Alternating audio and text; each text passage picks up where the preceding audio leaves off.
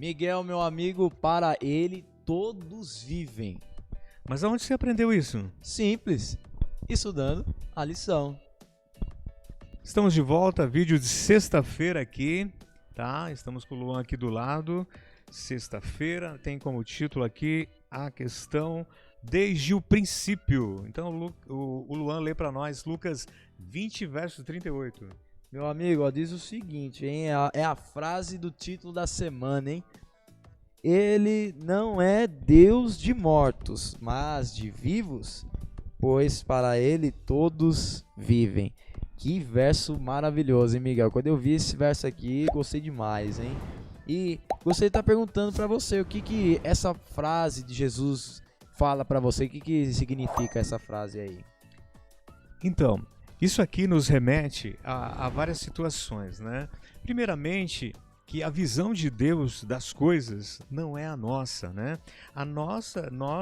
É interessante, quando se fala de eternidade, a gente quase que não consegue imaginar a questão da eternidade, porque a gente não vive isso na prática, no dia a dia, né? Sim, realmente. A gente está ligado mais numa linha linear, né? A gente nasce, a gente cresce, a gente trabalha, a gente envelhece, a gente morre e termina, né? Então, quando se fala em eternidade, fica meio complicado para nós. Mas a expressão para ele todos vivem é como se Deus vivesse num único tempo, né? E ele tivesse o único objetivo, né? Que todos vivem. Tanto é que quando você vai para Apocalipse, fala assim: bem-aventurado os que morrem em Cristo, né? Porque ressuscitarão também primeiro, né? Então você entende que até na morte, né, essa morte física que passaremos, ele tem uma esperança para ela também. Para nós é separação, né? A gente ainda não conseguiu conviver com a morte, né? Nós não fomos feitos para isso, mas ele diz que há uma esperança também para aqueles que morrem em Cristo. Então é como se Deus estivesse gritando para a humanidade que ninguém vai morrer. É isso mesmo, praticamente como isso. se ele estivesse falando isso para a humanidade, ninguém vai morrer.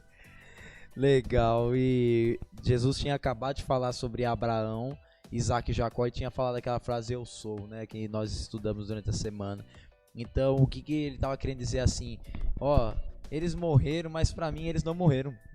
Daqui a pouco eles estão aí. A eternidade, ixi, esse tempinho aí até eu voltar vai ser tão curto que vocês não vão nem perceber. Então, essa frase para ele todos vivem, Jesus está querendo dizer, a história não termina aqui. Resumindo tudo aqui, Miguel. Você falou pra mim que quer mudar o nosso script aqui. Ai, que vai, então a gente vai comentar rapidinho sobre a questão da comunidade aqui. Vou falar pra você, Miguel, eu gosto muito dessa parte aqui, viu? Essa sessão aqui, comunidade, que é a última parte da lição, que fala sobre teologia líquida. O que você trouxe aí para nós aí de interessante? Então, na verdade, Luan, a gente vive aí num mundo em que é como se fosse assim, a teologia líquida fosse uma liberdade de interpretação. Certo. Você pode interpretar aquilo que seja mais cômodo para você, e existem pessoas que interpretam erroneamente e propagam isso, né? Agora aqui, o autor ele deixa para nós aqui Gênesis, né, capítulo 1, verso 1 e 2. Aqui dá para se fazer várias interpretações aqui, né? Sim. Dentro, né? Mas a Bíblia deixa bem clara aí. Leia para nós Gênesis capítulo 1, verso 1 e 2. No princípio, Deus criou os céus e a terra era sem forma e vazia, havia trevas sobre a face do abismo, e o Espírito de Deus se movia sobre as águas. Exatamente. Então, dentro desse contexto aqui, a gente pode colocar várias interpretações. A lição, ela dá até um vislumbre aqui para nós, talvez até para a teologia líquida, poderia ser interpretada dessa maneira, ou lida dessa maneira. Quando Deus criou os céus e a terra era sem forma e vazia, né? Certo. Ao invés de criar, de ler exatamente no princípio, né? Deus já entra criando, né? Então, você percebe que essa questão da expressão que as pessoas têm de uma interpretação pode mudar muitas coisas. É o caso clássico na Bíblia, né? Da vírgula, né? Que está lá em Lucas, capítulo 23, verso 43. quantas pessoas já não chegaram nesse ponto e talvez até tenham interpretado de uma maneira errônea, né? Não sei se você pode ler para nós aí, Lucas capítulo 23, verso 43. Só um minutinho, Lucas 23, 43, ó. Tá aqui na próxima página. E Jesus respondeu: eu lhe garanto, hoje você estará comigo no paraíso. A Nova Versão Internacional diz dessa maneira. Exatamente. Agora entenda, biblicamente, a gente analisando essa questão da morte, né? Aqueles que morrem estão descansando no Senhor, aguardando o juízo, né? Isso. Eu não poderia ignorar aqui a vírgula, né? Que é a pausa, né? No hoje. Se eu estivesse ignorando, eu teria uma interpretação diferente do que Jesus falou, né? Talvez até eu entenderia que o ladrão da cruz ali, que reconheceu o poder de Jesus, ele estaria naquele mesmo dia, na ressurreição de Jesus, subindo lá para o céu. Subindo para o céu, né? Certo. Estaria no paraíso ali. Mas nós que já estudamos na escola, tá? Fizemos a parte de inglês, de português, gramática, a gente entende que a vírgula é uma pausa. Agora, quando você coloca a vírgula, né? Na verdade, te digo hoje, vírgula, estarás comigo no paraíso. Então isso mostra claramente o que a Bíblia fala do estado dos mortos, né? Que eles aguardam a ressurreição, assim como aquele ladrão. Percebe?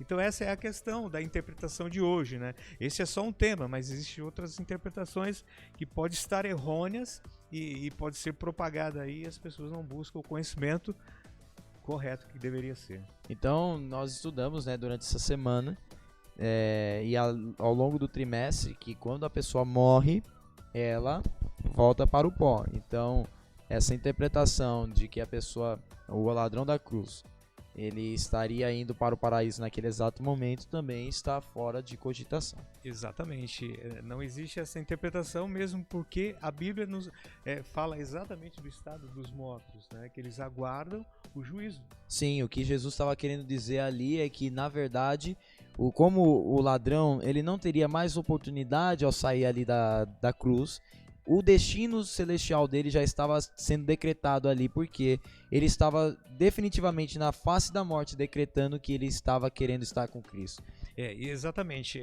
Quando há a expressão na verdade na Bíblia, é que aquilo está sendo uma ênfase muito forte. Então era como se Jesus estivesse afirmando com propriedade. Na verdade te digo hoje, estarás comigo no paraíso. Ele estava dando esperança de salvação para ele naquele dia. Então essa verdade que ele estava dizendo era a ênfase de que ele também poderia ser salvo.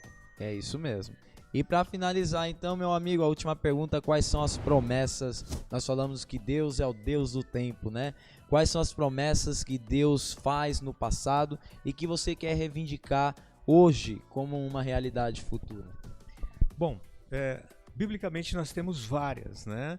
Primeiro, a gente precisa entender que Deus, ele é o Deus da segunda chance, né? Perfeito. Os nossos primeiros pais pecaram e, na verdade, eles achavam que eles iam morrer mesmo.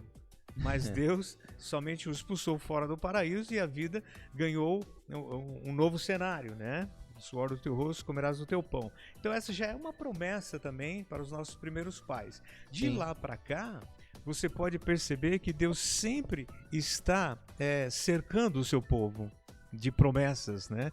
E mostrando que ele tem um carinho especial pela humanidade. Quando eu digo humanidade, ele diz a todos. Eu não estou falando só a classe do cristianismo, né? Então, assim, de forma nenhuma. Ele tem um amor universal por todos. E as suas promessas, né? O Apocalipse, ela está repleto, haverá novos céus e nova terra, né? Quem não gostaria, né, de novo céu e nova terra? Sim. Isso diante do cenário que nós estamos vivendo aí. Então, através dessas promessas, nós sabemos que elas vão acontecer. Porque se elas foram prometidas por Deus, assim como ele prometeu a Abraão, Isaac e Jacó, e se cumpriram em seu tempo, então para nós vão se cumprir também. Com certeza. Então, o futuro, esse futuro que nos aguarda dentro do contexto do cristianismo é maravilhoso e basta que nós tenhamos fé e acreditar e seguir até o fim. Perfeito. Então, com essas falas, terminamos a lição dessa semana. Gostou de estar aqui nesses minutos aí conosco? O que você achou? Olha, Luan, eu gostei muito, inclusive até falei pro pessoal aí que eu estava estreando, né? Na verdade, estou debutando hoje aqui com vocês. Muito mas, bom. o nervosismo, ele é iminente, né? Ele acontece, mas ao mesmo tempo é um assunto... Conseguiu administrar. Exatamente, é um assunto que está dentro do nosso coração, né? Que é a palavra de Deus. Sim, então, Miguel, obrigado por você ter vindo aí, por ter passado essa tarde conosco aí. Espero que esses minutos aqui tenham eternizados na sua mente. E não esqueça, para Ele todos vivem. Então, gente, tamo junto. Até a semana que vem sobre o assunto imortalidade. Fiquem com Deus e até mais.